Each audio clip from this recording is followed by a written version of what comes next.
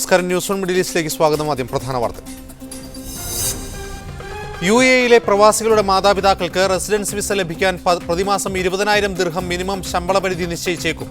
വർധന നിരവധി പ്രവാസികളെ പ്രതികൂലമായി ബാധിക്കും. നിലവിലെ വിസ പുതുക്കാനും പുതുക്കിയ ശമ്പള പരിധി ബാധകമാണോ എന്നും ആശങ്ക.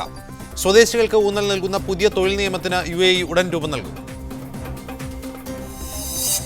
സൗദി അറേബ്യയിൽ അനധികൃത താമസക്കാരെ നാടുകടത്താനുള്ള ശ്രമങ്ങൾ ശക്തമാക്കി. അനധികൃത തൊഴിലാളികൾ കൂട്ടമായി നാടുകടത്തൽ കേന്ദ്രത്തിന് മുന്നിൽ കീഴടങ്ങാൻ തുടങ്ങി.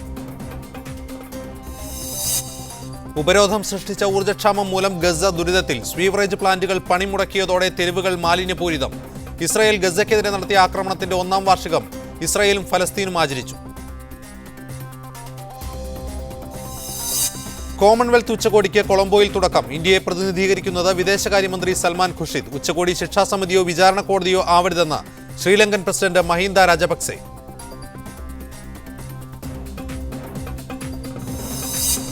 കസ്തൂരിരംഗൻ റിപ്പോർട്ട് നടപ്പാക്കാനുള്ള കേന്ദ്ര തീരുമാനത്തിൽ പ്രതിഷേധം ശക്തം. കോഴിക്കോട്ട് അടിവാരത്ത് വ്യാപക സംഘർഷം. SP അടക്കം പോലീസുകാരെ സമരക്കാർ തടഞ്ഞുവെച്ചു. സർക്കാർ ഓഫീസുകളും വാഹനങ്ങളും തീയിട്ടു. KSRTC ബസ്സുകൾക്ക് തീവെപ്പ്. സംസ്ഥാനത്ത് തിങ്കളാഴ്ച LDF ഹർത്താൽ. സച്ചിന് ഉജ്ജ്വല വിടവാങ്ങൽ നൽകാൻ ടീം ഇന്ത്യ. വിൻഡീസിനെതിരെ ഇന്ത്യ വീണ്ടും ഇന്നിംഗ്സ് ജയത്തിലേക്ക്. വാങ്ഖഡയിൽ സച്ചിന് അർദ്ധ സെഞ്ചുറി. ചേതേശ്വർ പുജാരയ്ക്കും രോഹിത് ശർമ്മയ്ക്കും സെഞ്ചുറി. ലോക ചെസ് ചാമ്പ്യൻഷിപ്പിൽ വിശ്വനാഥൻ ആനന്ദിന് തോൽവി. 45 മീറ്ററിൽ ദേശീയപാത വികസിപ്പിക്കാൻ മലപ്പുറം ജില്ലയിൽ തുടങ്ങിയ സർവേക്കെതിരെ പ്രതിഷേധം ശക്തമാകുന്നു. സർവേ നിർത്തിവെക്കാൻ ഇടപെടണം എന്നാവശ്യപ്പെട്ട് ഭൂമിയും കിടപ്പാടവും നഷ്ടപ്പെടുന്നവർ ഇന്ന് കൂട്ടത്തോടെ പാണക്കാട്ടെത്തി. മുഖ്യമന്ത്രിയുമായും വകുപ്പ് മന്ത്രിയുമായും ബന്ധപ്പെട്ട ആവശ്യമായ നടപടികൾ സ്വീകരിക്കാം എന്ന് ഹൈദരലി ശിഹാബ് തങ്ങൾ ഉറപ്പ് നൽകിയതിനു ശേഷമാണ് ഇവർ പിരിഞ്ഞുപോയത്. കഴിഞ്ഞ 3 ദിവസമായി സർവേ നടപടികൾ തുടങ്ങിയിട്ട് പ്രതിഷേധവുമായി രംഗത്തെത്തുന്നവരെ അറസ്റ്റ് ചെയ്ത് നീക്കിയാണ് സർവേ നടത്തുന്നത്. പൊന്നാനി താലൂക്കിലെ വെളിയംകോട് പാലപ്പെട്ടി ഭാഗങ്ങളിൽ ഏറെക്കുറെ സർവേ പൂർത്തിയായി. അതിനിടെയാണ് സർവേ നിർത്തിവെക്കാൻ ഇടപെടണമെന്നാവശ്യപ്പെട്ട സ്ത്രീകളും കുട്ടികളും ഉൾപ്പെടെ 100 കണക്കിന് പേർ ഇന്ന് പാണക്കാട്ടെത്തിയത്. ഇവിടെ എത്തിയതോടെ പലരുടെയും സങ്കടം അണപൊട്ടിയൊഴുകി. ഞങ്ങൾ 40-50 പേരെ വീടിൽ റൂമും തിന്നാനുള്ള ജീവിച്ചാനുള്ള സാധനങ്ങൾ മുഴുവൻ നഷ്ടപ്പെടുത്തിയാണ്. ഒരു കടുപ്പം ചെല്ലിയാണ്. റോഡ് 2 സൈഡിൽ കൂടി പോയിക്കോട്ടെ. വിട്ടിങ്ങാണ്ട് ഞങ്ങൾ വീട് പോകാൻ ഞങ്ങൾ സമയക്കൂടെ ഞങ്ങൾക്ക് ഇരിക്കാൻ വെച്ചാതായിക്കോട്ടെ. പ്രശ്നത്തിൽ ഇടപെടാമെന്ന് ഹൈദരലി ശിഹാബ് തങ്ങൾ ഉറപ്പ് നൽകിയതിനു ശേഷമാണ് ഇവർ പിരിഞ്ഞു പോയത്. സാധ്യമായ നടപടികൾ സ്വീകരിക്കുമെന്നും മറ്റന്നാൾ നടക്കുന്ന മുസ്ലിം ലീഗ് സംസ്ഥാന കമ്മിറ്റി യോഗത്തിൽ ഇക്കാര്യം ചർച്ച ചെയ്യുമെന്നും ഹൈദരലി തങ്ങൾ പിന്നീട് മാധ്യമപ്രവർത്തകരോട് പറഞ്ഞു. സംസാരിക്കാൻ നമ്മളെ 15 കമ്മിറ്റി ഉണ്ട്. ഒന്ന് കൂടുതലായിട്ട് സ്റ്റേറ്റ് കമ്മിറ്റിയിലെ ഈ വിഷയം കുഞ്ഞാപ്പി ആരുമില്ലല്ലോ അവിടെ. മീഡിയ 1 മലപ്പുറം. ദേശീയപാത കുടിയൊഴിപ്പിക്കലിനെതിരെ കുടിയൊഴിപ്പിക്കലിന്റെ ഇരകൾ പാണക്കാട് തങ്ങളുടെ അടുത്തെത്തി. എന്താകും ഇരകളുടെ ഭാവി? എന്താകും കേരളത്തിലെ ദേശീയപാതയുടെ ഭാവി? ന്യൂസ് വൺ മിഡിൽ ഈസ്റ്റ് എന്നീ വിഷയം ചർച്ച ചെയ്യുന്നു. ഈ വിഷയത്തിൽ പ്രതികരിക്കാൻ നമ്മോടൊപ്പം സോളിഡാരിറ്റി സംസ്ഥാന സമിതി അംഗം PI നൌഷാദ് ന്യൂസ് സ്റ്റുഡിയോയിലുണ്ട്. Abullais Thenhipalam NH action committee Malappuram ജില്ലാ കൺവീനർ മലപ്പുറം സ്റ്റുഡിയോയിൽ നിന്ന് ചേരും. കൂടാതെ Puthur Rahman KMCC president UAE നിന്ന്, അനിൽ വേങ്ങേടം സാമൂഹ്യ പ്രവർത്തകൻ ദുബൈയിൽ നിന്ന്, അതുപോലെ തന്നെ ശിവദാസൻ നായർ MLA ടെലിഫോൺ ലൈനിലും പ്രതീക്ഷിക്കുന്നു. ആദ്യം അബുല്ലൈസ് തേഞ്ഞിപ്പലത്തേക്ക്. അബുല്ലൈസ്, കഴിഞ്ഞ ദിവസങ്ങളിൽ കുടിയൊഴിപ്പിക്കലിനെതിരെ വ്യാപക പ്രതിഷേധമാണ് മലപ്പുറം ജില്ലയുടെ ചില ഭാഗങ്ങളിൽ ഉണ്ടായത്. എത്രയധികം പേർ കുടിയൊഴിപ്പിക്കപ്പെടും? എന്താണ് അവിടുത്തെ ഇരകളുടെ പ്രതികരണം? മലപ്പുറം ജില്ലയിൽ കഴിഞ്ഞ 12-ാം തീയതിയാണ് ജില്ലാ അതിർത്തിയായ കാപ്പിരിക്കാട് ദേശീയപാത സർവേ ആരംഭിച്ചത്. വളരെ അപ്രതീക്ഷിതം എന്ന് പറയാവുന്ന വിധത്തിൽ ജില്ലയിലെ ദേശീയപാതയോരത്ത് താമസിക്കുന്ന മുഴുവൻ ആളുകളെയും ഭീതിയിലാഴ്ത്തിക്കൊണ്ട് ഒരു യുദ്ധസമാനമായ അന്തരീക്ഷം സൃഷ്ടിച്ചുകൊണ്ടാണ് ഈ കല്ലിടലും സർവേയും അരങ്ങേറുന്നത്. ആദ്യ ദിവസം തന്നെ കാപ്പിരിക്കാട് പാലപ്പെട്ടി മേഖലകളിൽ ഇരകൾ ശക്തമായ ചെറുത്തുനിൽപ്പ് നടത്തുകയുണ്ടായി.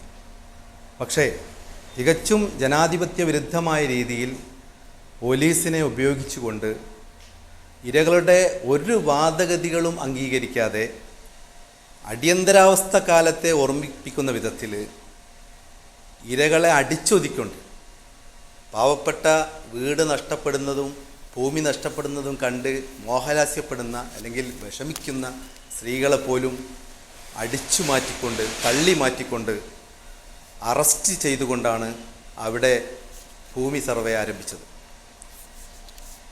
ഏതാണ്ട് 3 കിലോമീറ്റർ ദൂരത്തോളം ആദ്യ ദിവസം സർവേ നടത്തുകയും പിറ്റേ ദിവസം, അതായത് ഇന്നലെ 13-ാം തീയതി, വെളിയങ്കോടിന് തൊട്ടു മുമ്പുള്ള പുതിയുരുത്തി മേഖലയിൽ സർവേ നടത്തുകയും ചെയ്തു.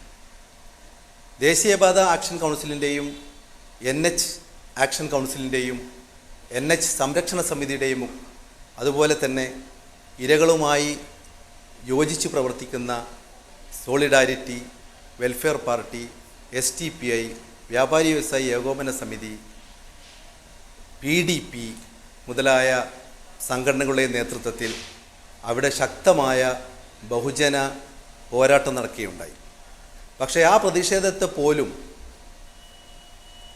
വകവയ്ക്കാതെ, അല്ലെങ്കിൽ അവരുടെ വാദഗതികളെ, ഇരകളുടെ ന്യായമായ ആവശ്യങ്ങളെ കേൾക്കാൻ പോലും തയ്യാറാവാതെയാണ് അന്ന്, അതായത് ഇന്നലെ, അവിടെ സർവേ നടന്നത്. റൈറ്റ്, തിരികെ താബുലേഷ് താങ്കളിലേക്ക്. ശിവദാസ് നായർ MLA ഇപ്പോൾ ടെലിഫോൺ ലൈനിലുണ്ട്. ശിവദാസ് നായർ, ഇന്നലെ ഇരകൾ അഭയം തേടിയെത്തിയത് പാണക്കാട് തങ്ങളുടെ അടുത്താണ്. സാധാരണ രീതിയിൽ ഒരു ആത്മീയ സൗഖ്യത്തിന് വേണ്ടി, അല്ലെങ്കിൽ ആത്മീയമായ ചില കാര്യങ്ങൾക്ക് വേണ്ടിയാണ് പാണക്കാട് തങ്ങന്മാരുടെ അടുത്ത് വിശ്വാസികൾ എത്താറുള്ളത്.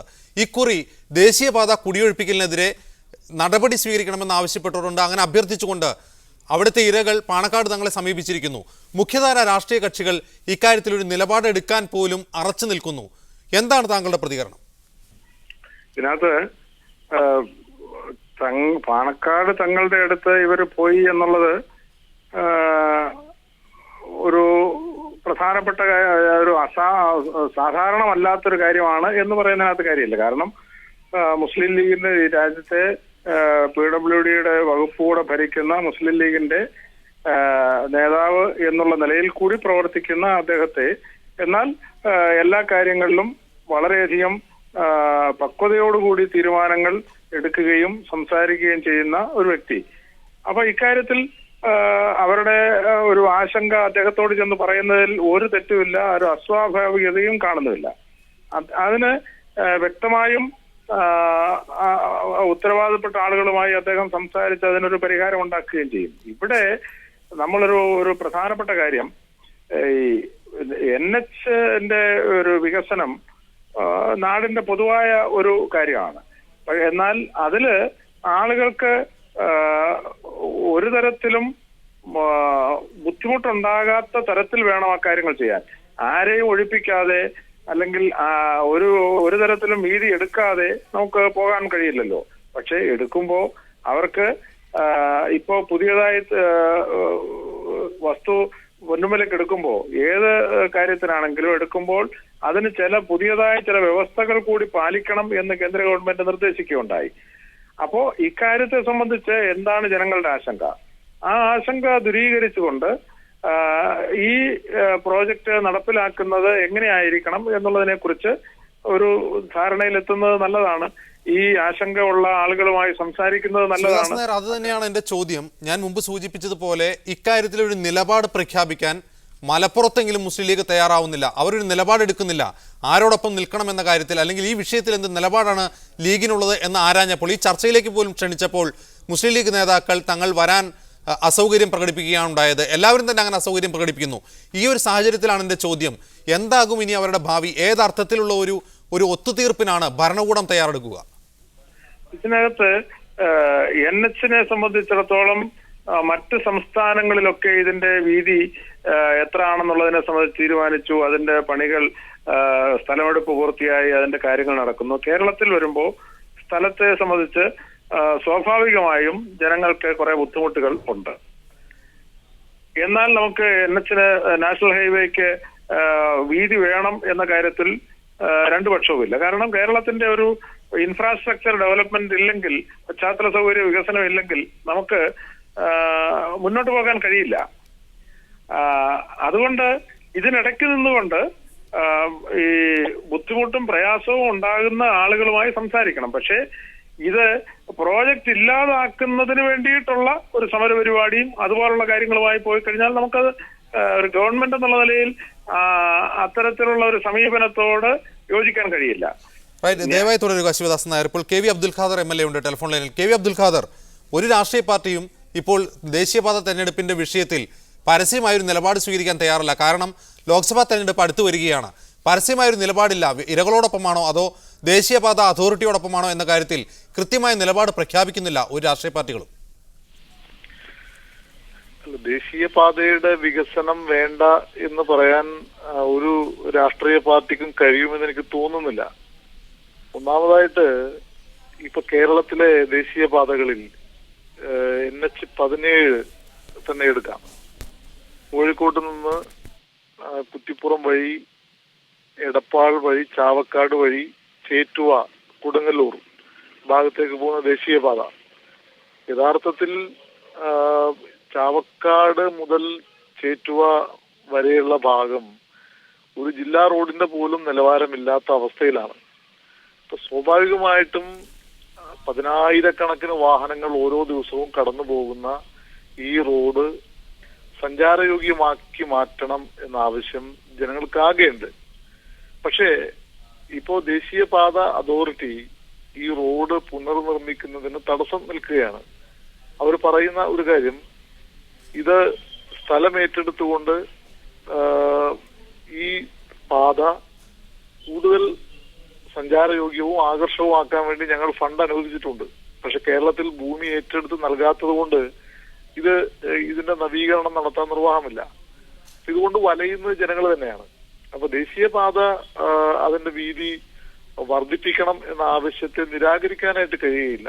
അതേസമയം ഇവിടെ പ്രശ്നം, ഇങ്ങനെ റോഡ് വീതി കൂട്ടുന്ന സന്ദർഭത്തിൽ നഷ്ടം വരുന്ന ആളുകൾക്ക് ന്യായമായിട്ടുള്ള പുനരധിവാസ പാക്കേജ് പ്രഖ്യാപിക്കുകയും അവരെ വിശ്വാസത്തിലെടുക്കുകയും ചെയ്യാതെ നമുക്കത് ചെയ്യാനും കഴിയും.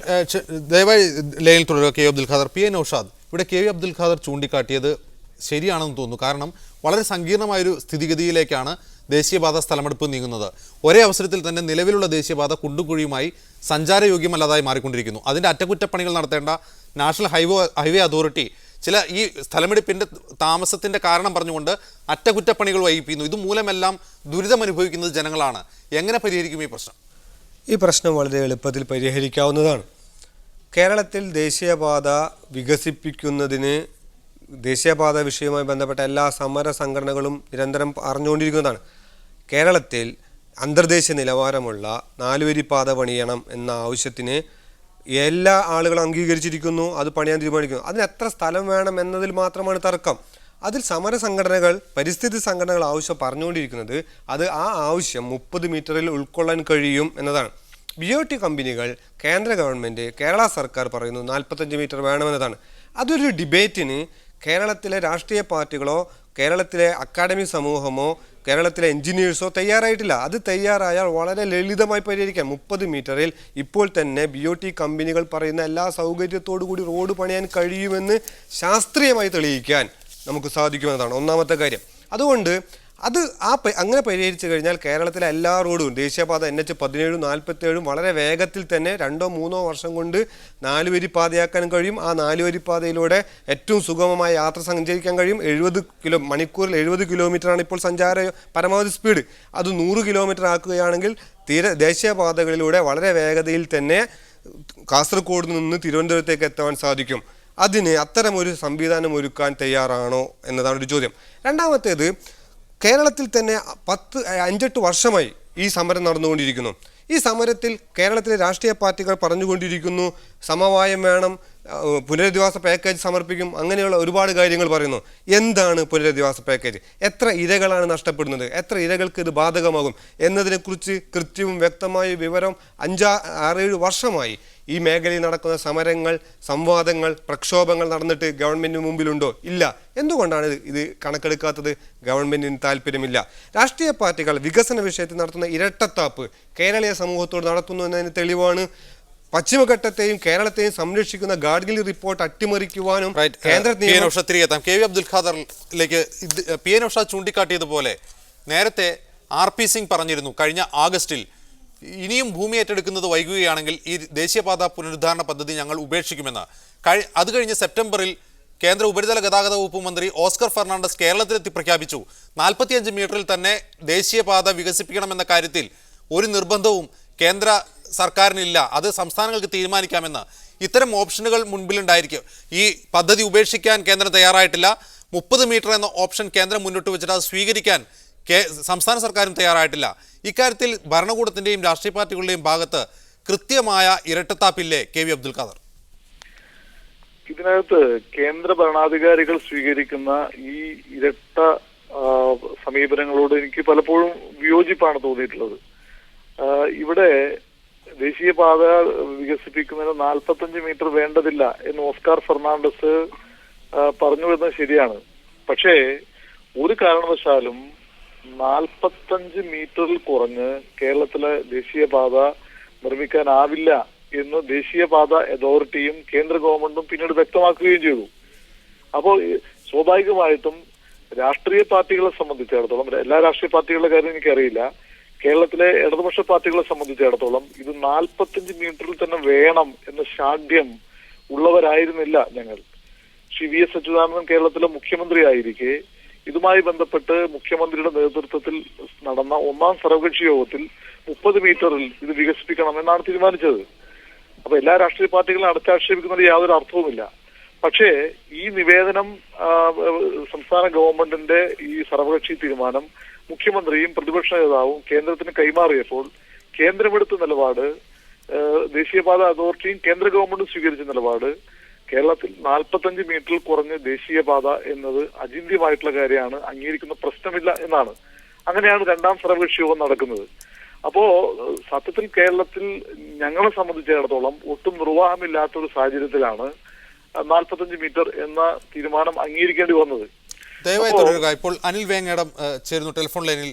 ശ്രീ അനിൽ, ഇവിടെ KV അബ്ദുൽ ഖാദർ പറയുന്നത് രാഷ്ട്രീയ പാർട്ടികൾ, പ്രത്യേകിച്ച് ഇടതുപക്ഷ കക്ഷികൾക്ക് ഒരു നിവൃത്തികേട് കൊണ്ടാണ് 45 മീറ്റർ എന്ന വീതി ദേശീയപാതയ്ക്ക് സ്വീകരിക്കാൻ നിർബന്ധിതരായത് എന്ന് പറയുന്നു. എന്തായിരുന്നു ആ നിർബന്ധിതാവസ്ഥ? 30 മീറ്ററിൽ പണിയാമെന്ന് കേന്ദ്രം തന്നെ അനുവദിച്ചിരിക്കെ നിരവധി സാമൂഹ്യ പ്രസ്ഥാനങ്ങളും പരിസ്ഥിതി സംഘടനകളും 30 മീറ്ററിൽ മാതൃകാ റോഡുകൾ നിർമ്മിച്ച് കാണിച്ചിരിക്കെ എന്ത് നിർബന്ധിതാവസ്ഥയാണ് രാഷ്ട്രീയ പാർട്ടികൾക്കുണ്ടായിരുന്നത് 45 മീറ്റർ തന്നെ വേണം എന്ന് വാശി പിടിക്കാൻ? ശ്രീമാൻ അബ്ദുൽ ഖാദർ പറയുന്നത് പൂർണ്ണമായും ശരിയല്ല. അതിനകത്ത് നമ്മൾ അന്വേഷിക്കേണ്ട ഒരു കാര്യമുണ്ട്. ഈ അധികാരം എന്ന് പറയുന്ന സാധനം ഇങ്ങനെ അമൂർത്തമായ ഏതോ അലംഘിതമായ ഒരു സാധനമാണ് എന്ന് നമ്മുടെ മുമ്പിൽ കാണിക്കുകയാണ്. യഥാർത്ഥത്തിൽ ഇതിന്റെ പുറകിലൊക്കെ മനുഷ്യർ തന്നെയാണുള്ളത്. കേന്ദ്രത്തിലെ മന്ത്രിക്ക് പറയാമെങ്കിൽ കേന്ദ്രത്തിലെ സെക്രട്ടറിക്കും പറയാം, കേന്ദ്രത്തിലെ സെക്രട്ടറിക്ക് പറയാമെങ്കിൽ കേന്ദ്രത്തിലെ അതിലെ കമ്മിറ്റിയിൽ വരുന്ന അംഗങ്ങൾക്കും പറയാൻ പറ്റും. ഇതൊക്കെ മനുഷ്യർ തന്നെയാണ്. ഇവരെയൊക്കെ ബോധ്യപ്പെടുത്തുന്ന, ഇവരെയൊക്കെ സ്വാധീനിക്കുന്ന രാഷ്ട്രീയ പ്രസ്ഥാനങ്ങളും അതിന്റെ സെറ്റപ്പുമാണ് അവിടെ ഉള്ളത്. ഇതൊക്കെ ഒരിക്കലും മാറ്റാൻ പറ്റാത്ത ചില സാധനങ്ങളാണെന്ന് സാധാരണക്കാരനോട് പറയുക അവരുടെ ബാധ്യതയാണ്. നിങ്ങൾ അന്വേഷിക്കേണ്ട മറ്റൊരു കാര്യം, കേരളത്തിലെ നേരത്തെ ഇടതുപക്ഷ ഗവൺമെന്റ് ഉണ്ടായിരുന്നു, ഇപ്പൊ കോൺഗ്രസ് ഗവൺമെന്റ് ഉണ്ട്. ഈ 2 മന്ത്രിസഭകളെ മാത്രം എടുക്കുക. ഈ മന്ത്രിസഭയ്ക്കകത്ത് എത്ര മീറ്റർ വീതിയിൽ റോഡ് വേണം എന്നതിനെ കുറിച്ച് സമവായം ഉണ്ടായിട്ടില്ല. ഒരാൾ 60, ഒരാൾ 45, വേറൊരാൾ 30. വ്യത്യസ്ത അഭിപ്രായമാണ് അവർക്കുള്ളത്. രാഷ്ട്രീയ പാർട്ടികൾക്ക് അകത്ത് അഭിപ്രായ സമന്വയം ഉണ്ടായിട്ടില്ല. എന്ന് മാത്രമല്ല, ഇത് സങ്കീർണമായ പ്രശ്നമാകുന്നത് എവിടെ വെച്ചാണ്? കേരളത്തിൽ ഇന്നു വരെ ഉണ്ടായിട്ടുള്ള ഒരു വികസന പ്രവർത്തനത്തിന്റെയും ഈ ഭൂമി അക്വിസിഷനുമായി ബന്ധപ്പെട്ട് ഇരകളായ മനുഷ്യരെ മാതൃകാപരമായി പുനരധിവസിപ്പിച്ചിട്ടില്ല. റൈറ്റ് അനിൽ, ദയവായി തുടരുക. പുനരധിവാസ പാക്കേജും പ്രശ്നമാണ്, അതുപോലെ ഈ ദേശീയപാതയുടെ വീതി നിർണ്ണയിക്കുന്നതിൽ പ്രശ്നമാണ്. അബുല്ലൈസിലേക്ക് ഒരിക്കൽ കൂടി. അബുല്ലൈസ്, ഇവിടെ ഒരു 30 മീറ്ററോ 45 മീറ്ററോ എന്ന കാര്യത്തിൽ സമവായം ഉണ്ടായാൽ പോലും BOTയുടെ കാര്യത്തിൽ വിട്ടുവീഴ്ചയ്ക്ക് രാഷ്ട്രീയ കക്ഷികൾ ഒരുക്കമാണോ? BOTയുടെ കാര്യത്തിൽ വിട്ടുവീഴ്ച വരുത്തിക്കൊണ്ട് ഈ ദേശീയപാത നിർമ്മാണത്തിന് NH ആക്ഷൻ കൗൺസിൽ പോലുള്ള സമരസമിതികൾ തയ്യാറാവുമോ? ഈ BOTയുടെ കാര്യത്തിൽ വിട്ടുവീഴ്ചയ്ക്ക് തയ്യാറാവുമെന്ന് പറയുമ്പോൾ ഈ പ്രശ്നത്തെ നമ്മൾ ആകെ മൊത്തമായിട്ട് സമീപിക്കേണ്ടതുണ്ട്. അപ്പം സ്വാഭാവികമായിട്ട് BOT അടിസ്ഥാനത്തിൽ മാത്രമേ ദേശീയപാത വികസിപ്പിക്കാനാവൂ എന്നുള്ള ഒരു പ്രചാരണം വളരെ വ്യാപകമായി നമ്മുടെ ഭരണകൂടം ഇവിടെ നടത്തുന്നുണ്ട്. അത് പൊള്ളയാണ് എന്ന് കണക്കുകൾ സഹിതം നമ്മൾ തെളിയിച്ചിട്ടുണ്ട്. ദേശീയപാത വികസിപ്പിക്കുന്നതിന് സർക്കാരിൻ്റെ കയ്യിൽ പണമില്ല. പണമില്ലാത്ത സർക്കാർ എങ്ങനെ റോഡ് വികസിപ്പിക്കും? എവിടെ നിന്ന് കിട്ടും പണം? അതുകൊണ്ടാണ് BOT കമ്പനികൾക്ക് കരാറ് കൊടുക്കുന്നത്, അതുകൊണ്ടാണ് ചുങ്കം പിരിക്കേണ്ടി വരുന്നത്, അതുകൊണ്ടാണ് 45 മീറ്റർ എടുക്കേണ്ടി വരുന്നത് എന്നൊക്കെയുള്ള വാദഗതികൾ ഇവിടെ വരുന്നുണ്ട്. പക്ഷേ ദേശീയപാത ആക്ഷൻ കൗൺസിൽ ഈ കാര്യത്തെപ്പറ്റി ഗവേഷണം നടത്തിയപ്പോൾ ഈ പറയുന്നത് 100% തെറ്റാണെന്ന് ബോധ്യപ്പെട്ടിട്ടുണ്ട്. കാരണം 2006 LDF സർക്കാരിൻ്റെ കാലത്ത് ബഹുമാന്യനായ മോൻസ് ജോസഫ് പൊതുമരാമത്ത് മന്ത്രിയായിരുന്ന സമയത്ത് കേരളത്തിലെ 1 കിലോമീറ്റർ ദേശീയപാത നിർമ്മിക്കുന്നതിനുള്ള ചെലവ് വളരെ കൃത്യമായി കണക്കാക്കിയിരുന്നു 6 കോടി രൂപയാണ്. ഇന്ന് കാലികമായ വർധനവ് നമ്മൾ അംഗീകരിച്ചാൽ തന്നെ ഒരു 7-8 കോടി രൂപയിൽ ഒതുക്കാവുന്നതേ ഉള്ളൂ. പക്ഷേ ഇവിടെ BOT കമ്പനികൾ അവർ സമർപ്പിക്കുന്ന പ്രോജക്റ്റ് റിപ്പോർട്ടുകളിൽ വളരെ വ്യക്തമായി അല്ലെങ്കിൽ വളരെ സൂക്ഷ്മമായി അവരവതരിപ്പിക്കുന്നത് 17 കോടി മുതൽ 22 കോടി വരെയാണ് ചെലവെന്നാണ്. അതിന് നമ്മുടെ രാഷ്ട്രീയ നേതൃത്വങ്ങൾ കൂട്ടുനിൽക്കുന്നു. പി എ നൗഷാദ്, ഇവിടെ അബുല്ലൈസ് ചൂണ്ടിക്കാട്ടിയത് BOT ഇല്ലാതെയും 35 മീറ്ററിലും ദേശീയപാത വീതിയിൽ ദേശീയപാത നിർമ്മിക്കാമെന്ന് കാലങ്ങളായി സമരസംഘടന ഉന്നയിച്ചുകൊണ്ടിരിക്കുന്ന കാര്യം തന്നെയാണ്.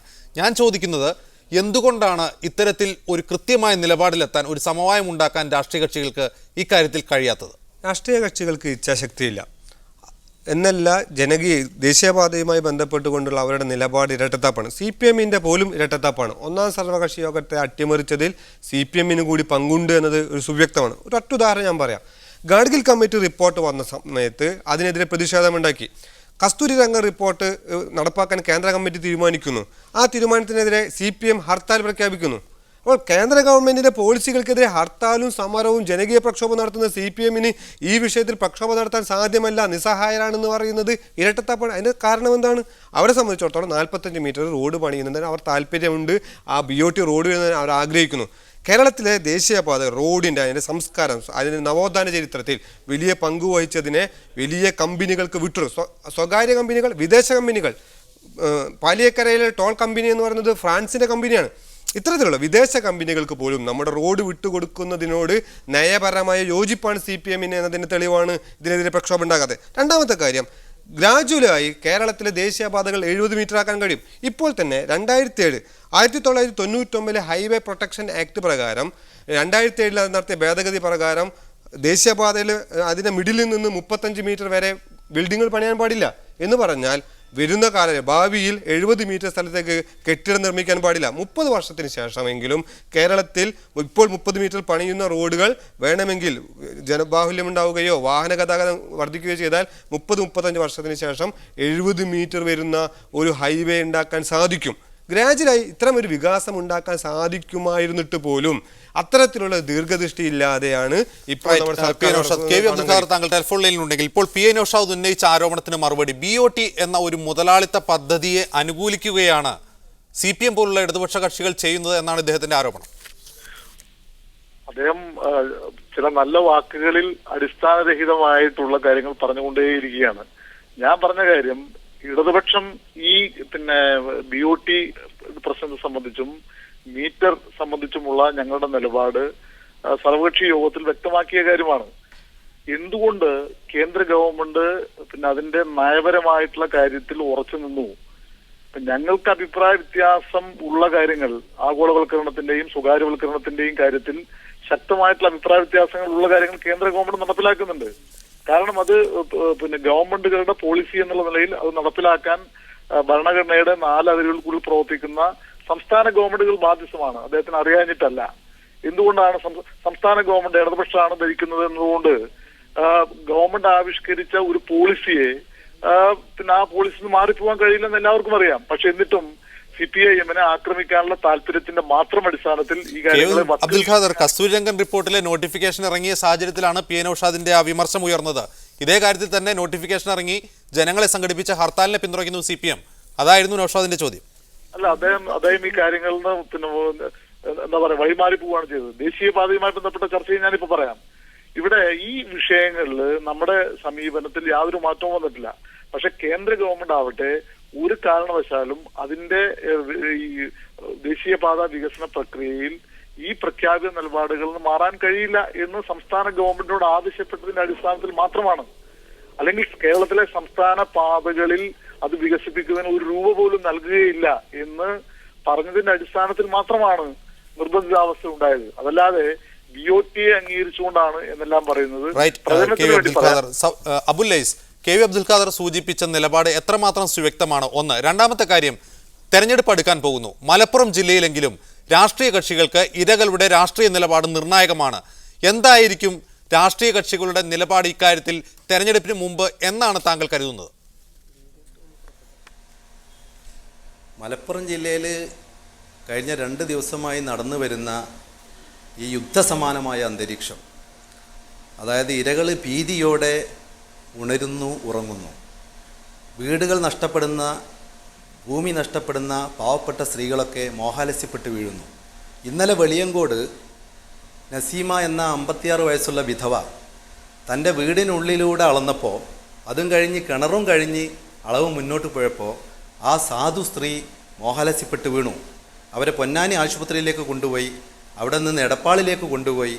ഇപ്പോൾ അവർ പെരിന്തൽമണ്ണ EMS ഹോസ്പിറ്റലിൽ വളരെ ഗുരുതരമായ നിലയിൽ കിടക്കുകയാണ്. ഈ ഒരവസ്ഥ ഇനിയും ഇവിടെ തുടരുക തന്നെ ചെയ്യും. കാരണം 45 മീറ്റർ സ്ഥലമെടുക്കുമ്പോൾ ഉണ്ടാകാവുന്ന ഭവിഷ്യത്തുകളെപ്പറ്റി ഇവിടെ ആരും പഠിച്ചിട്ടില്ല. ഈ 45 മീറ്റർ കേരളം പോലെ ജനസാന്ദ്രതയേറിയ ഒരു സംസ്ഥാനത്ത് എടുക്കുമ്പോൾ എത്ര ആളുകളത് ബാധിക്കും? എത്ര വീടുകൾ പൊളിക്കേണ്ടി വരും? എത്ര കെട്ടിടങ്ങൾ പൊളിക്കേണ്ടി വരും? എത്ര ശ്മശാനങ്ങൾ, ആരാധനാലയങ്ങൾ? ഇതിനെപ്പറ്റിയൊക്കെ ഒരു ഗവേഷണമോ ഒരു പഠനമോ നടക്കാതെ വെറും 45 മീറ്ററിൽ അപ്പുറം 45 മീറ്ററിൽ റോഡ് ഇല്ലെങ്കിൽ വികസനം വരില്ല, 45 മീറ്ററെ കേന്ദ്രം സമ്മതിക്കുള്ളൂ. സമയക്കുറവുകൊണ്ട് ഇടപെടുകയാണ്. അവസാനമായി പി എൻ ഔഷാദിലേക്ക് ഒരിക്കൽ കൂടി. മലപ്പുറമാണ് സ്ഥലം. മലപ്പുറത്ത് രാഷ്ട്രീയ കക്ഷികൾക്ക് ദേശീയപാത ഒരു രാഷ്ട്രീയ വിഷയം തന്നെയാണ് ലോക്സഭാ തെരഞ്ഞെടുപ്പിന് മുമ്പ്. ഇന്ന് ഈ ചർച്ചയിൽ പങ്കെടുക്കാമെന്ന് സമ്മതിച്ചിരുന്ന മുൻ മന്ത്രി കുട്ടി അഹമ്മദ് കുട്ടി പോലും അവസാന നിമിഷം പിന്മാറുകയാണ്. വളരെ സെൻസിറ്റീവാണ് കാര്യങ്ങൾ. താങ്കൾ എങ്ങനെ കാണുന്നു തെരഞ്ഞെടുപ്പിന് മുമ്പ് ദേശീയപാതയുടെ സ്ഥലമേറ്റെടുപ്പിന്? മുസ്ലിം ലീഗ് ഈ വിഷയത്തിൽ ഇതുവരെ ഇരട്ടത്താപ്പ് സമീപനമാണ് സ്വീകരിച്ചിട്ടുള്ളത്. അത് തുടരുക തന്നെ ചെയ്യും. പാവപ്പെട്ട ജനങ്ങൾ പാണക്കാട് പോയതുകൊണ്ട് ഈ പ്രശ്നം പരിഹരിക്കുമെന്ന് ഞാൻ വിശ്വസിക്കുന്നില്ല. മുസ്ലിം ലീഗ് കേരള കോൺഗ്രസിനെ കണ്ടുപിടിക്കണം.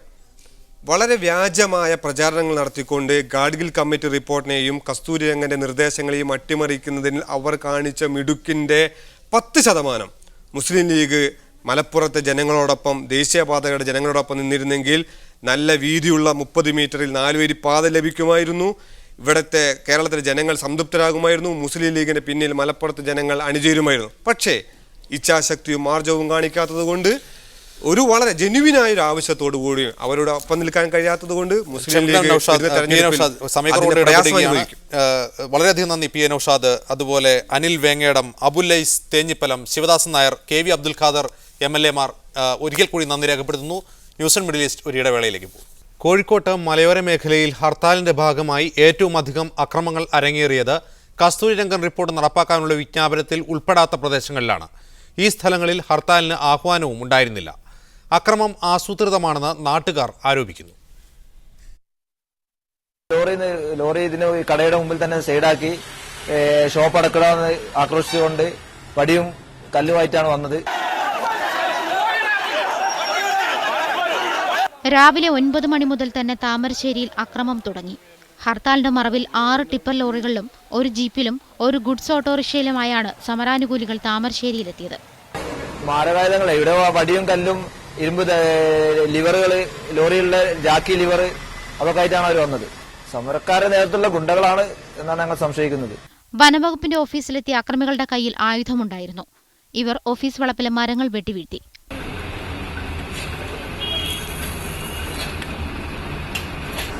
കുറുവടി, കത്തി, ഇരുമ്പുവടി, ഒത്തിരി കാര്യങ്ങളായിട്ട് ഓഫീസിലേക്ക് അതിക്രമിച്ച് കയറുകയും എല്ലാം അടിച്ചു തകർക്കുകയും എല്ലാ താമസ സ്ഥലങ്ങളും ഓഫീസ് ഉള്ളിലെല്ലാം കയറി എല്ലാം നശിപ്പിച്ച് കുളമായി. LDF താമരശ്ശേരിയിൽ ഹർത്താലിന് ആഹ്വാനം ചെയ്തിരുന്നില്ല. ക്വാറി ഉടമകളും മണൽ മാഫിയയുമാണ് അക്രമത്തിന് പിന്നിലെന്നും അക്രമികൾ പുറത്തുനിന്ന് എത്തിയവരാണെന്നും CPM താമരശ്ശേരി ഏരിയ സെക്രട്ടറി പറഞ്ഞു. ക്വാറി ഉടമകളുണ്ട്, മണൽ മാഫിയുണ്ട്, ഇവരെല്ലാം ഇതിന്റെ അകത്ത് മുതലെടുത്തിട്ടുണ്ട്. കാരണം ഈ പരിസ്ഥിതി ദുർബല പ്രദേശത്ത് കോറി പൊട്ടിക്കാൻ പാടില്ല, അത് സംവിധാനം പാടില്ല എന്നുള്ള നിലക്കുള്ള പ്രചരണം ഉണ്ടല്ലോ. ഹർത്താലില്ലാത്ത സ്ഥലങ്ങളിൽ ആയുധങ്ങളുമായി ഹർത്താൽ അനുകൂലികൾ ലോറിയിലെത്തിയത് അക്രമം ആസൂത്രിതമാണെന്ന വാദം ബലപ്പെടുത്തുന്നു. ക്യാമറാമാൻ CP അനിൽകുമാറിനൊപ്പം ഷിത, മീഡിയ 1 കോഴിക്കോട്. പ്രദേശത്ത് ഇപ്പോൾ സംഘർഷാവസ്ഥയ്ക്ക് അയവ് വന്നിട്ടുണ്ട്. വിശദാംശങ്ങളുമായി നജാത്ത് ചേരുന്നു കോഴിക്കോട് ബ്യൂറോയിൽ നിന്ന്. നജാത്ത്, എന്തൊക്കെയാണ് ഇപ്പോൾ അവിടെ സാഹചര്യം? പോലീസ് സുരക്ഷ നിലവിലുണ്ടോ? ഇപ്പോൾ സംഘർഷാവസ്ഥയുണ്ടോ? അജിംസ് ഇപ്പോഴും പ്രദേശത്ത് സംഘർഷാവസ്ഥ തുടരുന്ന ഒരു സാധ്യത തന്നെയാണ് നമുക്ക് കണ്ടുകൊണ്ടിരിക്കുന്നത്. പോലീസ് ഫോഴ്സിനെ പൂർണ്ണമായും അവിടെ നിന്നും പിൻവലിച്ചിട്ടുണ്ട്. ഏതാണ്ട് 8 മണിയോടുകൂടി കർണാടക KSRTCയുടെ ഒരു വാഹനം ഹർത്താൽ അനുകൂലികൾ അവിടെ കത്തിക്കുകയുണ്ടായി. പോലീസിന് രാത്രിയായത് കാരണം ഏത് ഭാഗത്തു നിന്നാണ് കല്ലേറ് വരുന്നത് എന്ന് അറിയാത്തത് കൊണ്ട് തന്നെ പോലീസ് ഫോഴ്സിനെ പൂർണ്ണമായും ആ പ്രദേശങ്ങളിൽ നിന്നും അടിവാരം, സംഘർഷബാധിത പ്രദേശമായ അടിവാരം, കൈതപ്പൊയിൽ ഭാഗങ്ങളിൽ നിന്നും പൂർണ്ണമായും പിൻവലിക്കേണ്ടി വന്നു. ഇപ്പോൾ പോലീസ് താമരശ്ശേരി ഭാഗത്തേക്ക് പിന്മാറിയിരിക്കുകയാണ്. പോലീസ് പകൽ പൂർണ്ണമായും വ്യാപകമായ ആക്രമണങ്ങൾ നടന്നിരുന്നെങ്കിലും ആ സമയത്ത് തന്നെ ആക്രമണങ്ങളെ നിയന്ത്രണ വിധേയമാക്കുന്നതിനോ അല്ലെങ്കിൽ പൂർണ്ണമായും ഇല്ലാതാക്കുന്നതിനോ ആവശ്യമായ നടപടികളൊന്നും പോലീസിന്റെ ഭാഗത്ത് നിന്ന് ഉണ്ടായിരുന്നില്ല. AR ക്യാമ്പിൽ നിന്നും ധാരാളം കമ്പനി പോലീസിനെ അവിടെ ഇറക്കിയെങ്കിലും അവർക്ക് ആവശ്യമായ നിർദ്ദേശങ്ങൾ നൽകുന്നതിന് ആവശ്യമായ ഉന്നത പോലീസ് ഉദ്യോഗസ്ഥരാരും തന്നെ സ്ഥലത്തുണ്ടായിരുന്നില്ല. അതുകൊണ്ട് തന്നെ സംഘർഷം, അക്രമം അമർച്ച ചെയ്യുന്നതിന് ആവശ്യമായ സംവിധാനവും പോലീസിന്റെ ഭാഗത്ത് നിന്ന് ഉണ്ടായിരുന്നില്ല. ഒരു ഘട്ടത്തിൽ സമരാനുകൂലികളെ, ഹർത്താൽ അനുകൂലികളെ ഓടിക്കുന്നതിന് വേണ്ടി പോലീസ് ലാത്തി വീശി. ഈ ലാത്തി വീശിയ സന്ദർഭത്തിൽ പലപ്പോഴും വീടുകളിൽ കയറി പോലീസ് ആക്രമിച്ചെന്ന ആരോപണവും പരിസരവാസികളിൽ നിന്ന് ഉണ്ടായിട്ടുണ്ട്. അതുപോലെ തന്നെ മറ്റൊരു ഘട്ടത്തിൽ 7 തവണ ആകാശത്തേക്ക് പോലീസ് വെടിവെക്കേണ്ടി വന്നു. ഈ സമയത്തു നിന്നും ഹർത്താൽ അനുകൂലികൾ പിന്തിരിഞ്ഞോടുന്ന ഒരു ലക്ഷണവും കാണിച്ചിട്ടുണ്ടായിരുന്നു. ഏത് ഭാഗത്ത് നിന്നാണ് കല്ലേറ് വരുന്നത് എന്ന് പോലീസിന് തീർത്തും പറയാൻ സാധിക്കാത്ത ഒരവസ്ഥയാണ് നിലനിൽക്കുന്നത്. ഇപ്പോഴും കോഴിക്കോട് മൈസൂർ ദേശീയപാത ഉപരോധിച്ചുകൊണ്ടിരിക്കുകയാണ്. അജിംസ്, വിവരങ്ങൾ നൽകിയത് നജാത്ത് കോഴിക്കോട്ട് നിന്ന്. അക്രമത്തിന് പിന്നിൽ ക്വാറി മണൽ മാഫിയയാണെന്ന് ഇന്റലിജൻസ് റിപ്പോർട്ട്. വിവരങ്ങളുമായി ഷിത ചേരുന്നു. ഷിത, ഇന്റലിജൻസ് റിപ്പോർട്ടിലെ മറ്റ് വിശദാംശങ്ങൾ എന്തൊക്കെയാണ്? അജിംസ്, ഇന്റലിജൻസ് റിപ്പോർട്ടിൽ പറയുന്നത് അക്രമത്തിന് പിന്നിൽ കോറി മണൽ മാഫിയകളാണ്. പ്രധാനമായും ഗാഡ്ഗിൽ റിപ്പോർട്ട്, കസ്തൂരിരംഗൻ റിപ്പോർട്ട് നടപ്പാക്കുന്നത് കോറി ഉടമകളെയാണ് ബാധിക്കുക. അതുകൊണ്ട് തന്നെ ആസൂത്രിതമായ ആക്രമണത്തിനാണ് ഹർത്താലിന്റെ മറവിൽ ഇവർ ആക്കം കൂട്ടിയത്. ഗുണ്ടകളെ ഇറക്കി ടിപ്പർ ലോറികളും മറ്റും ഗുണ്ടകളെ ഇറക്കുകയായിരുന്നു. അക്രമത്തിന്റെ മറവിൽ വ്യാപകമായ തോതിൽ ഈ ഹർത്താലിന്റെ മറവിൽ വ്യാപകമായ തോതിൽ അക്രമം നടത്തുകയായിരുന്നു. മാത്രമല്ല മണൽ മാഫിയയ്ക്കും ഇതിന് പിന്നിൽ പങ്കുണ്ടെന്നും ഇന്റലിജൻസ് റിപ്പോർട്ടിൽ പറയുന്നു. കാരണം മണൽ മാഫിയക്കാരെ ആക്രമിച്ച പോലീസുകാരെ ആക്രമിക്കുന്ന ഒരു രീതി ഇന്നത്തെ ഈ അക്രമത്തിൽ ഉണ്ടായിരുന്നു. അതുകൊണ്ട് തന്നെ മണൽ കോറി മാഫിയകൾ തന്നെയാണ് ഈ ആക്രമണത്തിന് പിന്നിലെന്നാണ് ഇന്റലിജൻസിന്റെ ഇപ്പോഴത്തെ റിപ്പോർട്ട്. നമ്മൾ ഈ വിവരം നേരത്തെ റിപ്പോർട്ട് ചെയ്തിരുന്നു. കാരണം താമരശ്ശേരി ഏരിയകളിൽ രാവിലെ 9 മണി മുതൽ തന്നെ ടിപ്പർ ലോറികളിൽ സംഘമായി ആളുകളെ, മാരകായുധങ്ങളുമായി ആളുകൾ എത്തിക്കുന്നു എന്ന വിവരം നാട്ടുകാർ നമ്മളോട് പറഞ്ഞിരുന്നു. ഇതിന്റെ അടിസ്ഥാനത്തിൽ നമ്മൾ ഈ വാർത്ത റിപ്പോർട്ട് ചെയ്യുകയും ചെയ്തിരുന്നു. ഇപ്പോൾ ഇന്റലിജൻസ് റിപ്പോർട്ടും ഇതേ കാര്യം തന്നെയാണ് ഇന്റലിജൻസ് റിപ്പോർട്ടിലും വന്നിരിക്കുന്നത്. അജിംസ്, ഷിത, ഈ അക്രമം നടത്തിയവർക്ക് രാഷ്ട്രീയ പിൻബലമുള്ളതായി ഇന്റലിജൻസ് റിപ്പോർട്ടിൽ സൂചനയുണ്ടോ? അതായത് പോലീസ് വരുന്ന 3 വഴികൾ, പോലീസിന് എത്താനുള്ള പല വഴികളും ഇവർ അടച്ചതിന് ശേഷമാണ് അക്രമം നടത്തിയതെന്ന് ഇന്റലിജൻസ് റിപ്പോർട്ടിൽ പറയുന്നുണ്ട്. രാത്രിയുടെ മറവിൽ എന്ന് പറയാൻ കാരണം രാത്രിയിൽ അത് പക്ഷേ ഇന്റലിജൻസിന്റെ റിപ്പോർട്ടിൽ പറയുന്നില്ല. പക്ഷെ രാത്രിയുടെ മറവിലാണ് വ്യാപകമായ തോതിൽ അക്രമം ഉണ്ടായത്. വൈകിട്ടുണ്ടായ അക്രമം പോലീസ് അമർച്ച ചെയ്യാൻ വൈകിയതിനെ തുടർന്ന് രാത്രിയിലേക്കും ഇത് നീളുകയായിരുന്നു. ഇതിനെ തുടർന്നാണ് പ്രദേശത്ത്. ഷിത, എന്റെ ചോദ്യം വ്യക്തമാണെന്ന് തോന്നുന്നു. അതായത് ഈ അക്രമം നടത്തിയവർക്ക് പ്രാദേശികമായ രാഷ്ട്രീയ പിന്തുണയുള്ളതായി റിപ്പോർട്ടിൽ സൂചനയുണ്ടോ? അത്തരത്തിലൊരു സൂചനയുള്ളതായിട്ട് നമുക്ക് ലഭിച്ചിട്ടില്ല. കാരണം കോറി മണൽ മാഫിയകളാണ് ഇതിന് പിന്നിലെന്നാണ് ഇപ്പോൾ ഇന്റലിജൻസ് റിപ്പോർട്ടിൽ നമുക്ക് ലഭിച്ചിരിക്കുന്ന വിവരം. കാരണം പ്രത്യേകിച്ചും ഈ കസ്തൂരിരംഗൻ റിപ്പോർട്ട് നടപ്പാക്കുന്നത് പരിസ്ഥിതി ലോല പ്രദേശങ്ങളിൽ പ്രവർത്തിക്കുന്ന കോറികളെയാണ് ബാധിക്കുക. അതുകൊണ്ട് തന്നെ ഇത്തരമൊരു ഹർത്താലിന്റെ മറവിൽ കോറി മാഫിയകൾ, ഒരുപക്ഷെ അവർക്ക് ഉന്നത രാഷ്ട്രീയ ബന്ധമുണ്ടാകാം, ഈ കോറി മാഫിയകൾ ഇടപെട്ടുകൊണ്ട് ഈ സമരത്തെ ഹർത്താലിന്റെ മറവിൽ അക്രമം അഴിച്ചുവിടുകയാണ് എന്നാണ് റിപ്പോർട്ടിൽ പറയുന്നത്. അജിംസ്, വിവരങ്ങൾ നൽകിയത് ഷിത കോഴിക്കോട്ട് നിന്ന്. കസ്തൂരിരംഗൻ റിപ്പോർട്ട് നടപ്പാക്കാനുള്ള തീരുമാനത്തിൽ പ്രതിഷേധിച്ച് തിങ്കളാഴ്ച LDF ഹർത്താൽ നടത്തും. രാവിലെ 6 മുതൽ വൈകിട്ട് 6 വരെയാണ് ഹർത്താൽ. പാൽ, പത്രം, ആശുപത്രി, വിവാഹം, ശബരിമല തീർത്ഥാടനം എന്നിവ ഹർത്താലിൽ നിന്ന് ഒഴിവാക്കിയിട്ടുണ്ട്. ഹർത്താൽ സമാധാനപരമായിരിക്കുമെന്ന് LDF കൺവീനർ വൈക്കം വിശ്വൻ അറിയിച്ചു. കേരളമൊട്ടാകെ 18-ാം തീയതി രാവിലെ 6 മുതൽ വൈകുന്നേരം 6 വരെ തികച്ചും സമാധാനപരമായ ഹർത്താൽ നടത്തണമെന്നാണ് തീരുമാനിച്ചിട്ടുള്ളത്. അതേസമയം കണ്ണൂരിലെ 20 മലയോര മേഖലകളിലും മലപ്പുറം ജില്ലയിലെ ഏറനാട്, നിലമ്പൂർ മണ്ഡലങ്ങളിലെ മലയോര പഞ്ചായത്തുകളിലും നാളെ നടത്താനിരുന്ന ഹർത്താൽ പിൻവലിച്ചു. തിങ്കളാഴ്ച LDF ഹർത്താൽ പ്രഖ്യാപിച്ച പശ്ചാത്തലത്തിലാണ് തീരുമാനം. വയനാട്ടിലും ഇടുക്കിയിലും പാലക്കാട് ജില്ലയിലെ 2 മലയോര പഞ്ചായത്തുകളായ അട്ടപ്പാടിയിലും കിഴക്കഞ്ചേരിയിലും നാളെ ഹർത്താലുണ്ട്. സൗദി അറേബ്യയിൽ അനധികൃത താമസക്കാരെ നാടുകടത്താനുള്ള ശ്രമങ്ങൾ സുരക്ഷാ സേന ശക്തമാക്കി. ഇതോടെ അനധികൃത തൊഴിലാളികൾ കൂട്ടമായി ഡീപ്പോർട്ടേഷൻ സെന്ററിന് മുന്നിൽ കീഴടങ്ങാൻ തുടങ്ങി. കഴിഞ്ഞ ദിവസം നാടുകടത്താനുള്ള നീക്കം അനധികൃത തൊഴിലാളികൾ തടയാൻ ശ്രമിച്ചത് സംഘർഷമുണ്ടാക്കിയിരുന്നു. ഒരു സുഡാൻ പൗരൻ കൊല്ലപ്പെടുകയും ചെയ്തു. തെക്കൻ റിയാദിലെ മാൻഫോയിലായിരുന്നു സംഭവം. കഴിഞ്ഞ ശനിയാഴ്ച നടന്ന സംഘർഷത്തിൽ ഒരു സൗദി പൗരനുൾപ്പെടെ 2 പേരാണ് കൊല്ലപ്പെട്ടത്. സംഘടിതരായി എത്തിയ ആഫ്രിക്കൻ തൊഴിലാളികൾ മാൻഫോയിൽ അക്രമം അഴിച്ചുവിടുകയായിരുന്നു. നിരവധി വാഹനങ്ങളും ഇവർ തകർത്തു. സൗദി പൗരന്മാരും മറ്റ് പ്രവാസികളും ഭീതിയിലാണ് കഴിയുന്നത്. ما ضل عندنا خبز ننزل على الدكاكين نشتري، يعني بدنا نموت من جوعنا من وراء هالاحداث. بدنا من الحكومه السعوديه بسرعه يرحلون ونرتاح بقى نصل لنتيجه. مو معقول بلد الامان نعيش برعب، ما بسوريا نحن. ഇതോടെ സുരക്ഷാ സൈന്യം പട്രോളിംഗ് ശക്തമാക്കി. വെള്ളിയാഴ്ച നാടുകടത്തൽ കേന്ദ്രങ്ങളിൽ അനധികൃത തൊഴിലാളികളുടെ വൻ തിരക്കാണ് അനുഭവപ്പെട്ടത്. ആഫ്രിക്കൻ രാജ്യങ്ങളിൽ നിന്നുള്ളവരാണ് മാൻഫോയിൽ അധികൃതർക്ക് മുന്നിൽ കീഴടങ്ങിയത്. News desk media 1. ഉപരോധം സൃഷ്ടിച്ച ഊർജ്ജക്ഷാമം ഗസയെ ദുരിതത്തിലാക്കി. ഊർജ്ജക്ഷാമം മൂലം സ്യൂറേജ് പ്ലാന്റുകൾ പണിമുടക്കിയതോടെ ഗസയിലെ തെരുവുകളെല്ലാം മലിനജലം കെട്ടിക്കിടന്ന് മാലിന്യപൂരിതമായിരിക്കുകയാണ്. റഫ അതിർത്തിയിലെ ടണലുകൾ ഈജിപ്ത് തകർത്തതോടെ തീർത്തും ഒറ്റപ്പെട്ട ഗസയിൽ ഇന്ധനക്ഷാമം രൂക്ഷമായിരിക്കുകയാണ്. 12 മുതൽ 14 മണിക്കൂർ വരെയാണ് ഗസയിൽ പവർ കട്ട്. ഗസയിലെ ഒരേയൊരു താപവൈദ്യുത നിലയം പണിമുടക്കിയിട്ട് 2 ആഴ്ചയായി. മലിനജലം കെട്ടിക്കിടക്കാൻ തുടങ്ങിയതോടെ കുട്ടികളടക്കമുള്ളവർക്ക് ശ്വാസതടസ്സവും ചർമ്മരോഗങ്ങളും സാധാരണമാണ്.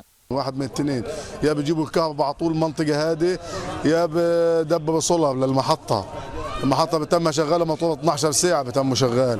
اذا طفى ساعه بتطف على المنطقه كلها بتغرقها.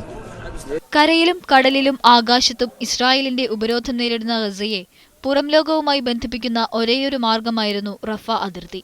ഈജിപ്തിലെ പട്ടാള അട്ടിമറിയോടെയാണ് ഗസയെയും ഈജിപ്തിനെയും ബന്ധിപ്പിക്കുന്ന ടണലുകൾ പട്ടാള ഭരണകൂടം തകർത്തത്. നിലവിൽ ലിറ്ററിന് 120 രൂപയ്ക്ക് ഇസ്രായേലിൽ നിന്നോ അല്ലെങ്കിൽ കള്ളക്കടത്ത് വഴിയുള്ള പെട്രോൾ അതിന്റെ ഇരട്ടി വിലയ്ക്ക് വാങ്ങേണ്ട സ്ഥിതിയിലാണ്. News desk media 1. 2012 ഇസ്രായേൽ ഗസയ്ക്കെതിരെ നടത്തിയ ആക്രമണത്തിന്റെ 1ാം വാർഷികം ഇസ്രായേലും ഫലസ്തീനും ആചരിച്ചു. ഇരുവിഭാഗവും വിജയദിനമായാണ് 1ാം വാർഷികം ആചരിച്ചത്. 2012 നവംബർ 14-നാണ് ഓപ്പറേഷൻ പില്ലർ ഓഫ് ഡിഫൻസ് എന്ന പേരിൽ ഇസ്രായേൽ ഗസയ്ക്ക് മേൽ ആക്രമണം നടത്തിയത്. ഹമസിന്റെ കമാൻഡറായിരുന്ന അഹമ്മദ് അൽ ജബരിയെ വ്യോമാക്രമണത്തിലൂടെ വധിച്ചുകൊണ്ടായിരുന്നു തുടക്കം. കരയിലും വ്യോമമാർഗവും കടലിൽ നിന്നും നടത്തിയ ആക്രമണം ഹമസിന്റെ കേന്ദ്രങ്ങളെ ലക്ഷ്യം വെച്ചുള്ളതായിരുന്നെങ്കിലും നിരവധി ഫലസ്തീനുകൾ ആക്രമണത്തിൽ കൊല്ലപ്പെട്ടു. في الذكرى السنوية الأولى لانتصار حجارة السجيل حركة حماس تؤكد أنه هذا الانتصار هو دليل على أنه الطريق الاستراتيجي لتحرير أرض فلسطين وحماية الشعب الفلسطيني ومواجهة الجرائم الإسرائيلية فقط هي المقاومة، وأنه ما دونه من مشاريع هو كله سراب ووهم. وبعد مرور عام المقاومة تؤكد أنها أكثر صلابة أكثر قوة. ആക്രമണത്തിന് പകരമായി ഹമസ് ചില റോക്കറ്റുകൾ ഇസ്രായേലിലേക്കും തൊടുത്തുവിട്ടു. എന്നാൽ ഇസ്രായേലിന്റെ അയൺ ഡ്രോം മിസൈൽ പ്രതിരോധ വിദ്യ അവയെല്ലാം തടുത്തു. 8 ദിവസത്തിന് ശേഷം ഈജിപ്ത് പ്രസിഡന്റ് മുഹമ്മദ് മുർസിയുടെ നയതന്ത്ര ഇടപെടലിനെ തുടർന്ന് വെടിനിർത്തൽ പ്രഖ്യാപിക്കപ്പെട്ടു. മുർസിയുടെ ആദ്യത്തേതും ഏറ്റവും ശ്രദ്ധേയവുമായ നയതന്ത്ര ഇടപെടലായിരുന്നു ഇത്. News desk media 1. UAEയിൽ ജോലി ചെയ്യുന്ന പ്രവാസികൾക്ക് മാതാപിതാക്കളെ സ്പോൺസർ ചെയ്ത് റെസിഡൻസ് വിസ ലഭിക്കാൻ പ്രതിമാസം 20,000 ദിർഹം മിനിമം ശമ്പളപരിധി നിശ്ചയിക്കുന്ന വിധത്തിൽ താമസ കുടിയേറ്റ നിയമത്തിൽ ഭേദഗതി കൊണ്ടുവരുമെന്ന സൂചന. മാതാപിതാക്കളെ സ്പോൺസർ ചെയ്യാൻ നിലവിലെ കുറഞ്ഞ ശമ്പളമായ 10,000 ദിർഹം എന്നത് 20,000 വർദ്ധിപ്പിക്കുന്നത് മലയാളികൾ ഉൾപ്പെടെ നിരവധി പ്രവാസികളെ പ്രതികൂലമായി ബാധിക്കും. മാതാപിതാക്കൾക്ക് പുതിയ വിസ ലഭ്യമാക്കാൻ മാത്രമാണോ അതോ നിലവിലെ വിസ പുതുക്കാനും പുതുക്കിയ ശമ്പളപരിധി ബാധകമാണോ എന്നത് ഔദ്യോഗിക സ്ഥിരീകരണം ഉണ്ടാകുമ്പോൾ മാത്രമേ വ്യക്തമാകൂ. സ്വദേശികൾക്ക് ഊന്നൽ നൽകുന്ന പുതിയ തൊഴിൽ നിയമത്തിന് UAE ഉടൻ രൂപം നൽകും. എല്ലാ മേഖലകളിലും സ്വദേശി തൊഴിൽ ശക്തി ശക്തിപ്പെടുത്തുകയെന്ന ലക്ഷ്യത്തോടെയാകും പുതിയ നയം വിഭാവനം ചെയ്യുകയെന്ന് മന്ത്രി സഹിർ ഗോബാഷ് അറിയിച്ചു. 2014 മുതൽ 16 വരെ 3 വർഷ കാലയളവിനുള്ളിൽ ലക്ഷ്യം കൈവരിക്കും. ഇതോടെ ലോകത്തെ തന്നെ മികച്ച തൊഴിൽ വിപണിയായി UAE മാറ്റിയെടുക്കുമെന്നും മന്ത്രി അറിയിച്ചു. ഇതുമായി ബന്ധപ്പെട്ട സുപ്രധാന തീരുമാനങ്ങൾ വൈകാതെ ഉണ്ടാകുമെന്നും അദ്ദേഹം വിശദീകരിച്ചു. കുവൈത്തിൽ നടക്കുന്ന 3ാമത് അറബ് ആഫ്രോ ഉച്ചകോടിയിൽ പങ്കെടുക്കുന്ന വിവിധ രാജ്യങ്ങളുടെ 2200 പതാകകൾ അതിഥികൾ സഞ്ചരിക്കുന്ന പ്രധാന പാതയോരങ്ങളിൽ സ്ഥാപിച്ചതായി കുവൈത്ത് മുനിസിപ്പാലിറ്റി അറിയിച്ചു. പാതയോരങ്ങളിലെ നടപ്പാതകൾ, പോസ്റ്റുകൾ എന്നിവ ശരിപ്പെടുത്തലും വൃത്തിയാക്കലും നേരത്തെ തന്നെ തകൃതിയായി നടക്കുന്നുണ്ടെന്നും മുനിസിപ്പാലിറ്റി വക്താവ് അബ്ദുൽ മുഹസിൻ അൽ അബൽ ഖൈൽ വ്യക്തമാക്കി. ഉച്ചകോടിയുമായി ബന്ധപ്പെട്ട വിവിധ രാഷ്ട്രീയ നേതാക്കളും ഒട്ടേറെ ദൗത്യ സംഘങ്ങളും രാജ്യത്ത് എത്തിച്ചേരുന്ന സന്ദർഭത്തിൽ നാടിന്റെ മുഖച്ഛായ നന്നാക്കുന്നത് അഭികാമ്യമാണെന്ന് അദ്ദേഹം കൂട്ടിച്ചേർത്തു. ഇന്ത്യയിലെ കുവൈത്ത് അംബാസഡർ സാമി അൽ സുലൈമാൻ ആഭ്യന്തരമന്ത്രി സുശീൽ കുമാർ ഷിൻഡെയുമായി കൂടിക്കാഴ്ച നടത്തി. കുവൈത്ത് പ്രധാനമന്ത്രി ഷെയ്ഖ് ജാബിർ അൽ മുബാറക് സബാഹിന്റെ സന്ദർശനത്തിന് ശേഷമുള്ള കാര്യങ്ങൾ ചർച്ച ചെയ്യുന്നതിന് വേണ്ടിയായിരുന്നു കൂടിക്കാഴ്ച. പ്രധാനമന്ത്രിക്കും സംഘത്തിനും ഇന്ത്യയിൽ ലഭിച്ച ഊഷ്മള സ്വീകരണത്തിന് നന്ദി പറഞ്ഞ അംബാസഡർ സന്ദർശനം ഇരു രാജ്യങ്ങളുടെയും ഉഭയകക്ഷി ബന്ധം മെച്ചപ്പെടുത്തുന്നതിനും വിവിധ രംഗങ്ങളിലെ സഹകരണം ഊട്ടിയുറപ്പിക്കുന്നതിനും ഉപകാരപ്രദമായെന്ന് കൂട്ടിച്ചേർത്തു. സൗദി സമുദ്രാതിർത്തിയിൽ തീപിടിച്ച ഉരുവിൽ നിന്ന് കോസ്റ്റ് ഗാർഡ് പിടിച്ചെടുത്ത് ജുബൈൽ തീരത്തെത്തിച്ച 6 ഇന്ത്യൻ നാവികർ നാളെ നാട്ടിലേക്ക് തിരിക്കും. ഗുജറാത്ത് ജാംനഗർ സ്വദേശികളായ ഹുസൈൻ സലീം, ഉസ്മാൻ അയ്യൂബ്, മുബീൻ സുലൈമാൻ, ഹാറൂൺ റഷീദ്, അയ്യൂബ് ജുനാസ്, നൂർ മുഹമ്മദ് എന്നിവരാണ് ഇന്ന് നാട്ടിലേക്ക് മടങ്ങുക. ദുബൈയിലെ അൽ റാഷിദ് തുറമുഖത്ത് നിന്ന് ഇറാഖിലെ ഉമ്മുൽ ഖസറിലേക്ക് പുറപ്പെട്ട ലോഞ്ച് ശക്തമായ കാറ്റിനെ തുടർന്ന് തീപിടിച്ച് കത്തി നശിക്കുകയായിരുന്നു. 2.5 മണിക്കൂറിലേറെ കടലിൽ കഴിഞ്ഞ ഇവരെ സൗദി കോസ്റ്റ് ഗാർഡ് രക്ഷിച്ചാണ് ജുബൈൽ തീരത്ത് എത്തിച്ചത്. ചൈനയിൽ എന്ന പോലെ ഇന്ത്യയുടെ വികസനത്തിലും പ്രവാസി സമൂഹമാണ് മികച്ച പങ്കുവഹിച്ചതെന്ന് വ്യവസായ മന്ത്രി പി.കെ. കുഞ്ഞാലിക്കുട്ടി പറഞ്ഞു. പല തുറകളിലും മുന്നേറ്റം ഉറപ്പാക്കാൻ കേരളത്തിനും കഴിഞ്ഞതിൽ പ്രവാസികളുടെ പങ്ക് നിസ്തുലമാണെന്നും അദ്ദേഹം പറഞ്ഞു. ദുബൈയിൽ മിഡിൽ ഈസ്റ്റ് ചന്ദ്രികയുടെ പ്രത്യേക പതിപ്പ് പുറത്തിറക്കി സംസാരിക്കുകയായിരുന്നു മന്ത്രി. ദൃശ്യമാധ്യമങ്ങളുടെ പ്രളയത്തിൽ അച്ചടി മാധ്യമങ്ങൾ പിറകിലേക്ക് തള്ളിമാറ്റപ്പെട്ടുവെന്നത് ഒരു യാഥാർത്ഥ്യം തന്നെയാണെന്ന് എഴുത്തുകാരൻ കൽപ്പന നാരായണൻ പറഞ്ഞു. ബി.ആർ. ഷെട്ടി, വി. നന്ദകുമാർ, ഷംസുദ്ദീൻ ബിൻ മുഹീദ്ദീൻ എന്നിവരെ ചടങ്ങിൽ ആദരിച്ചു. ഷാർജയിൽ നടക്കുന്ന രാജ്യാന്തര പുസ്തകമേളയിലെ ഒരു ചെറിയ സ്റ്റാളാണ് കാപെക്സ് സ്കിൽ. ഇന്ത്യയിൽ നിന്നുള്ള പുസ്തക പ്രസാധകർക്ക് കേന്ദ്ര സർക്കാർ നൽകുന്ന ആനുകൂല്യങ്ങളെക്കുറിച്ചാണ് ഈ സ്റ്റാളിന് പറയാനുള്ളത്. ഇന്ത്യയിൽ നിന്നുള്ള ചെറുകിട സംരംഭങ്ങളെ ഉയർത്തിക്കൊണ്ടുവരാൻ കേന്ദ്ര സർക്കാർ വിവിധ തരത്തിലുള്ള ആനുകൂല്യങ്ങൾ നൽകുന്നുണ്ട്. അതിൽ ശ്രദ്ധേയമായ ഒന്നാണ് വിദേശ രാജ്യങ്ങളിൽ നടക്കുന്ന പ്രദർശനമേളകളിൽ പങ്കെടുക്കാൻ സർക്കാർ നൽകുന്ന ആനുകൂല്യങ്ങൾ. പുസ്തക പ്രസാധകർ ഉൾപ്പെടെ 8ഓളം സംരംഭങ്ങൾക്ക് സർക്കാരിന്റെ ഈ ആനുകൂല്യം ലഭിക്കും. പക്ഷേ പല പ്രസാധകർക്കും മറ്റ് സംരംഭകർക്കും ഇത്തരം ആനുകൂല്യത്തെക്കുറിച്ച് അറിയില്ല. കാപെക്സിൽ അംഗത്വമെടുക്കുന്നവർക്ക് പ്രദർശനമേളയിലേക്കുള്ള ഒരു പ്രതിനിധിയുടെ യാത്രാച്ചെലവും പ്രദർശന സ്റ്റാളുകളുടെ വാടകയും ലഭിക്കും. കേരളത്തിൽ നിന്ന് ഒരു ഡസനിലേറെ പ്രസാധകർ ഷാർജ പുസ്തകോത്സവത്തിൽ എത്തിയിട്ടുണ്ടെങ്കിലും ഈ ആനുകൂല്യത്തോടെ എത്തിയ ഏക മലയാള പ്രസാധകർ DC ബുക്സ് ആണ്. കൊൽക്കത്ത അടിസ്ഥാനമായി പ്രവർത്തിക്കുന്ന കേന്ദ്ര വാണിജ്യ വ്യവസായ മന്ത്രാലയത്തിന്റെ സഹായത്തോടെയുള്ള കാപെക്സിലിന്റെ സ്റ്റാൾ ഇതിനെക്കുറിച്ചാണ് വ്യക്തമാക്കുന്നത്. പ്രത്യേകിച്ചും നമ്മുടെ ചെറുകിട എക്സ്പോർട്ടേഴ്സ് അല്ലെങ്കിൽ പബ്ലിഷേഴ്സ്, പ്രിന്റേഴ്സ് അവർക്ക് മാർക്കറ്റിംഗ് സപ്പോർട്ട് ചെയ്യുക, അവർക്ക് മാർക്കറ്റ് റിസർച്ചിൻ്റെ സർവീസുകൾ കൊടുക്കുക, പിന്നെ അവരെ ഇന്റർനാഷണൽ എക്സിബിഷനിൽ, വേൾഡിലെ ഇന്റർനാഷണൽ എക്സിബിഷനിൽ പങ്കെടുപ്പിച്ച് അവർക്ക് ഗവൺമെൻറ്റിൻ്റെതായ ധനസഹായം എത്തിച്ചു കൊടുക്കുക. www.capexil.com വെബ്സൈറ്റ് ഉണ്ട്. അതിൽ കെപെക്സിലിനെ കോൺടാക്ട് ചെയ്ത് കഴിഞ്ഞാൽ ബേസിക് കമ്പനിയുടെ ഇൻഫർമേഷൻ കൊടുത്തു കഴിഞ്ഞാൽ കെപെക്സിൽ മെമ്പർഷിപ്പ് കിട്ടും. ഒരിക്കൽ കെപെക്സിലിന് മെമ്പർ ആയിക്കഴിഞ്ഞാൽ നിങ്ങൾക്ക് ഓട്ടോമാറ്റിക്കലി കെപെക്സിൽ നിന്ന് ഇൻഫർമേഷൻ വന്നുകൊണ്ടിരിക്കും. ഇതിനു പുറമെ സ്ഥാപനത്തിനാവശ്യമായ മെഷീൻ പോലുള്ളവ വിദേശ രാജ്യങ്ങളിൽ നിന്ന് ഇറക്കുമതി തീരുവ ഇല്ലാതെ ഇറക്കുമതി ചെയ്യാൻ സാധിക്കും. ധാതു ഉൽപ്പന്നങ്ങളും അല്ലാത്തവയും പുസ്തകങ്ങൾ, മൃഗോൽപ്പന്നങ്ങൾ എന്നീ സംരംഭങ്ങൾക്കാണ് ഈ ആനുകൂല്യം ലഭിക്കുക. ഇതിനു പുറമെ ലോകതലത്തിൽ നടക്കുന്ന പ്രദർശനമേളകളെക്കുറിച്ച് വിവരങ്ങൾ കൈമാറുന്നത് പോലുള്ള നിരവധി സേവനങ്ങളും ഇവർ ചെയ്യുന്നുണ്ട്. Haris Arikkulam, media 1, Dubai. മസ്കത്തിലെ ദാർസൈത്ത് ഇന്ത്യൻ സ്കൂൾ പൂർവ്വ വിദ്യാർത്ഥി സംഗമം ഈ മാസം 16 നടക്കുമെന്ന് സംഘാടകർ വാർത്താസമ്മേളനത്തിൽ അറിയിച്ചു. മസ്കത്ത് അൽഫലാജ് ഹോട്ടലിൽ നടക്കുന്ന പരിപാടിയിൽ സ്റ്റീഫൻ ദേവസി സംഗീത വിരുന്നൊരുക്കും. വിദേശത്ത് നിന്നുൾപ്പെടെ 250-ലേറെ പൂർവ്വ വിദ്യാർത്ഥികൾ പങ്കെടുക്കും. പ്രിൻസിപ്പൽ ശ്രീദേവി പി തഷ്ണത്ത്, അലുമിനി ഭാരവാഹികളായ നിഷാദ് പടിയാരത്ത്, മിഥുൻ മുകുന്ദ് എന്നിവർ വാർത്താസമ്മേളനത്തിൽ പങ്കെടുത്തു. DM ഹെൽത്ത് കെയറിന്റെ ആഭിമുഖ്യത്തിൽ പ്രതിവർഷ സ്കോളസ്റ്റിക് അവാർഡിന് തുടക്കം കുറിച്ചു. UAE-ലെ 12ാം ക്ലാസ് പരീക്ഷയിൽ ഒന്നാം ഉന്നത വിജയം നേടുന്നവർക്കാണ് പുരസ്കാരം. AKMG എമിറേറ്റ്സ് ഗ്രൂപ്പുമായി സഹകരിച്ചാണ് അവാർഡ് നൽകുന്നത്. കഴിഞ്ഞ ദിവസം നടന്ന ആദ്യ അവാർഡ് ദാന ചടങ്ങിൽ DDA director general Khalid Al കംദടി, DM health care chairman doctor Azad Moopen ഉൾപ്പെടെ പ്രമുഖർ സംബന്ധിച്ചു. കൂടുതൽ മികവോടെ ഉപരിപഠന രംഗത്ത് മുന്നേറാൻ ഡോക്ടർ ആസാദ് മൂപ്പൻ ഉൾപ്പെടെ ആഹ്വാനം ചെയ്തു.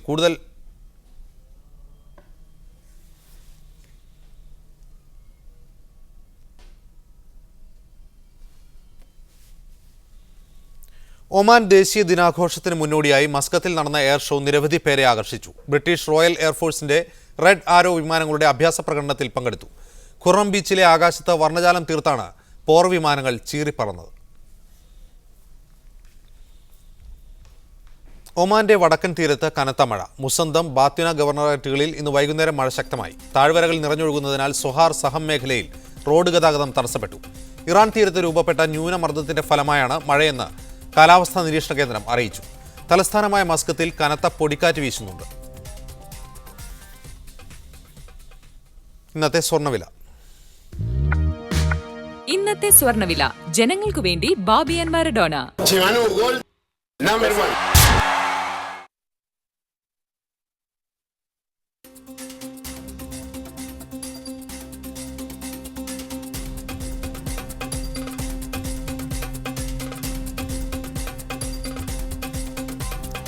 ഇനി കറൻസി നിലവാരം നോക്കാം. സൗദി റിയാൽ 16.79, UAE ദിർഹം 17.14, ബഹ്റൈൻ ദിനാർ 167.03, ഖത്തർ റിയാൽ 17.30, കുവൈറ്റ് ദിനാർ 222.39, ഒമാൻ റിയാൽ 164. ന്യൂസ് മിഡിൽ ഈസ്റ്റ് പൂർണ്ണമാകുന്നു. Good night.